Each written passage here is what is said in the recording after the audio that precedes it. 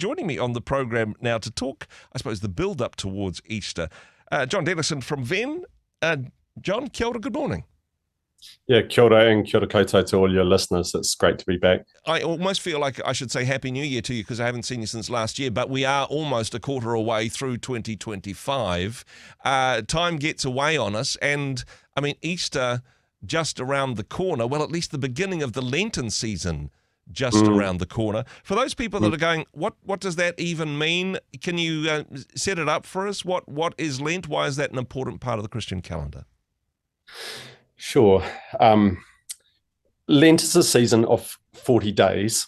So it begins on this year on March the 5th.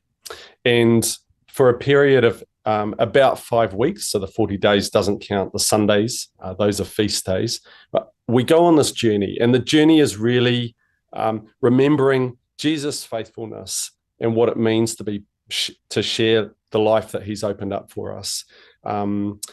Following him on his journey towards Jerusalem and towards the events of Holy Week and then Easter. So it culminates in his victory over sin and death. So obviously it's a big deal in the Christian calendar. Easter is probably the tipping point of the whole. Literally the crux of Christianity, really, isn't it? Absolutely, yeah. And Lent as a 40-day period picks up this number 40, which we see in Scripture, actually. So Noah and the ark, 40 days, 40 nights. Moses and the Israelites, 40 years in the wilderness. Mm-hmm. That pattern Jesus picks up in his own ministry, at the start of his ministry. He goes into the wilderness for 40 days to focus on God, to set aside time to be with God, to prepare for what God will do in him and through him. And so it's this pattern of a period of 40 days or 40 years of focusing on God and his purposes, which ends with God acting, God saving, God redeeming. And it repeats through Scripture and comes to a head in the life of Jesus. One of the things about, if you've been a Christian for a few seasons, it can be like, oh, yeah, this again. We've done, oh, yes, Easter, yeah, I know what that means.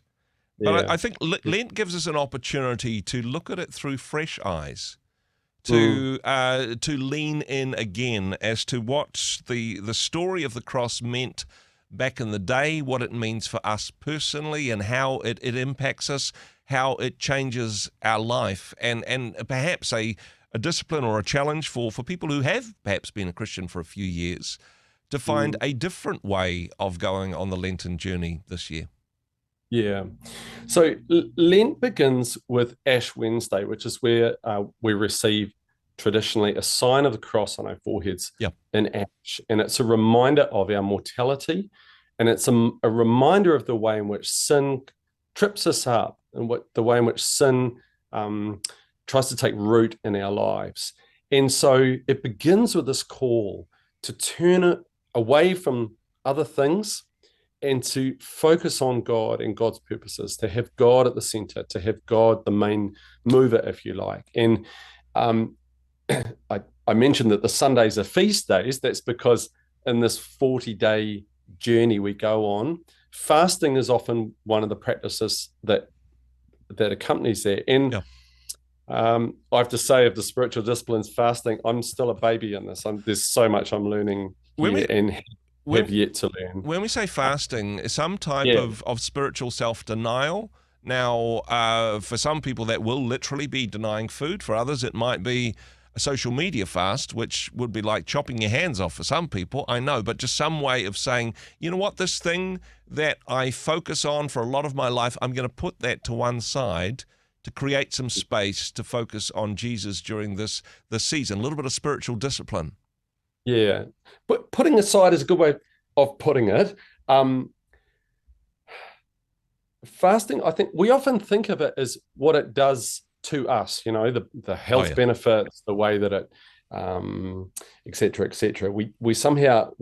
I think there's something in the human nature that really likes the heroism of and the rigor of fasting. And a wee bit like after New Year's, a bunch of us pick up exercise routines for a few days, and we love that idea. Yeah. But really, one way of thinking about it is that we are, as creatures, human beings, we're hungry. We're hungry and we need life from outside of ourselves. We know that in terms of our life with food and drink, but even more, that's true spiritually. And we're made to live from the world that God gives. And even more, we're made to live from communion with God. But we go seeking to fill that hunger in all kinds of other ways. And so fasting is a way of focusing, of setting aside, clearing away the clutter, setting aside those things that we've allowed to fill up the center of our life, and instead turning to give God our full attention, our first attention, our best attention. I love that distinction, actually, that it's not a self-improvement program. It's not like, hey, I'm going to be a better me, new me for 2025 or whatever. It is saying, hey, actually, we recognize our weakness, but we recognize that we're not the answer to our weakness. Jesus is that answer. Yeah. I mean, my limited experience of fasting is that I don't become a better person in the moment. Typically, what comes out is what's in my heart that gets revealed, and so I become very aware of my need for God and the need for God's forgiveness and the forgiveness of others. Yeah. Now, I know as a team at Venn that you've put a lot of work into some wonderful resources that people can access during the Lent period. And if people are listening to this or watching this at the moment and they're going, oh, okay, that sounds like something that I'd be interested in, would thoroughly recommend that people get a hold of this. Give us an overview, if you like, John, of what these resources are and how they can help guide people through the Lenten journey.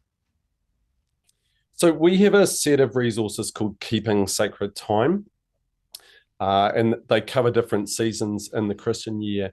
And our heart in this is we're noticing that Christians across the church are wanting to reconnect with, I suppose, the life of the church through time, with the ancient practices of the church. Now, for those of your listeners who come from more traditional congregations, liturgical traditions, I'm listening to me will be like hearing someone trying to teach them how to suck eggs. But for others of us, and to some extent I'm included in this, we're rediscovering the riches that are there in the Christian tradition. One of them is the Christian year. So we have a resource. This is our Lenten devotional. It's a card resource, so it steps you week by week through Lent, and each week you can pick up this card. There's a scripture to start the time, there's a scripture to meditate on, a short reflection and a prayer. They're really great to do as a group, as a household, or as a small group. And in some ways they're talking to other parts of the Christian tradition. So again, this is like a taster really for the riches and treasures that are there.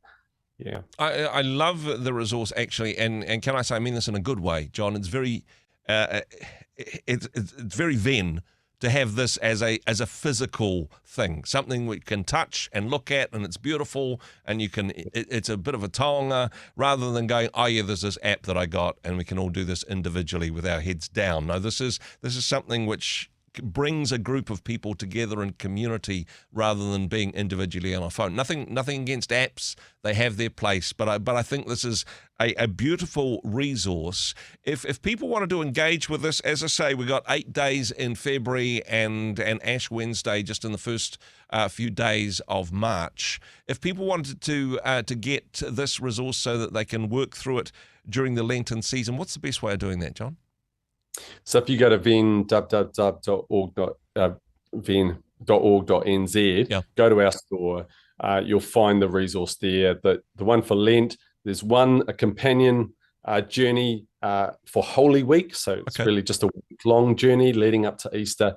Others there for Advent as well. And we've got more in the pipeline. So go to the Venn store. Check it out, and I would certainly recommend that people do that as well. Thank you for the work that you do. John, thanks for taking the time to chat with us today. Thank you. And the Lord bless you, Andrew, your listeners, as we journey towards Easter. It's a good journey. Hey, thanks very much for joining us in the Rhema studio. Thanks very much for watching the interview.